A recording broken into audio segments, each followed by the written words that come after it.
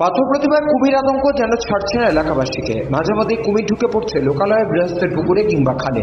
এই সমস্যার সমাধানে হিমশিম খাচ্ছে বন দপ্তর। দক্ষিণ চব্বিশ পরগনা জেলার পাথর প্রতিমা গ্রাম পঞ্চায়েতের ডে মার্কেট কিশোরীনগর সংলগ্ন এলাকার খোকন বেরা গতকাল বিকেলে পুকুরে নেমে দেখতে পায় পুকুরের কাছে লাফালাফি করছে।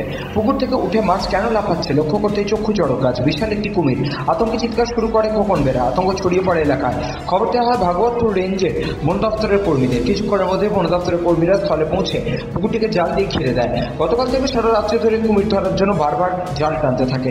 শেষ পর্যন্ত পুকুরে বসানো হয় 4টি মেশিন। সকাল 7টার মধ্যে পুকুরে জল কমিয়ে দেওয়া হয়। আর জল কমতেই পুকুরে দেখা যায় 2 টাকার কুমির। জাল দিয়ে ধরতে সফল হয় বনকর্মীরা।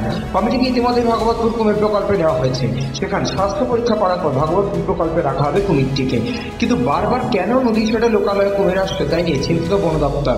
গত কয়েকদিন আগে 1 মাসের মধ্যে দুবার এই পাথর প্রতিমার রাক্ষসখালী এলাকায় একই গৃহস্থের পুকুরে কুমির ঢোকে। দুবার বন দপ্তর কুমির ধরে নিরাপদ জায়গায় সরিয়ে দিয়ে ভাগবতপুর কুমির প্রকল্প ছেড়ে দেয়। হঠাৎ আবার পাশের অঞ্চলে কুমির আসে, আতঙ্কে রয়েছে এলাকাবাসী। খবর পাওয়ার সঙ্গে সঙ্গে ভাগবতপুর রেঞ্জের কর্মীরা এসে কুমিরটিকে ধরায় খুশি